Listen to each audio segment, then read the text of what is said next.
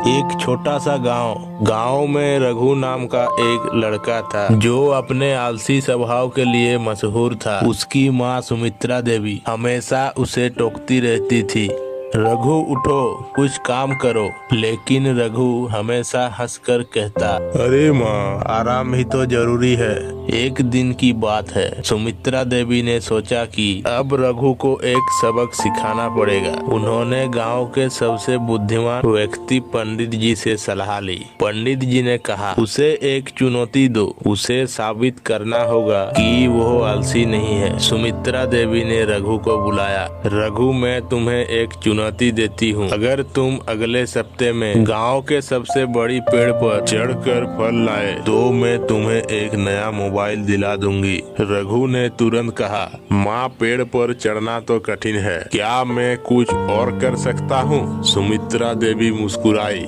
नहीं, यही तुम्हारी चुनौती है। सप्ताह बीत गया। रघु ने अपने दोस्तों से मदद मांगी। उसने सोचा, अगर मैं नहीं चढ़ सका तो दोस्त मेरी मदद करेंगे। लेकिन उसके दोस्त हंसकर बोले, रघु, तुम तो आलसी हो, खुद करो।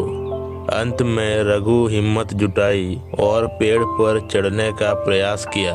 जब वो पेड़ पर चढ़ रहा था तो उसे गिरने का डर लगा, लेकिन तभी उसकी माँ की आवाज याद आई, तुम कर सकते हो मेरे बेटे। रघु ऊपर पहुंचा और फल तोड़ने लगा। तभी एक और लड़का मुन्ना उसे देखकर चिल्लाया, रघु, तुम तो आलसी हो, क्या तुम सच में ऊपर पहुंच गए? रघु ने हंसते हुए कहा, हाँ, आलसी हो सकता हूँ, लेकिन जब मामला मोबाइल का हो तो मैं मेहनत कर सकता हूँ।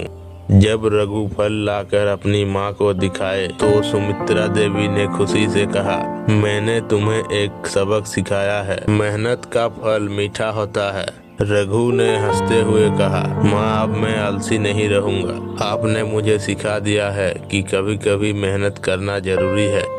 और इस तरह रघु ने अपनी आलसी आदतों को छोड़कर मेहनत करने का फैसला किया। गांव के लोग रघु की मेहनत की तारीफ करने लगे। सुमित्रा देवी ने कहा, देखो, मेहनत का फल हमेशा मीठा होता है। इस अनुभव ने रघु को सिखाया कि जीवन में सफलता के लिए मेहनत करना जरूरी है।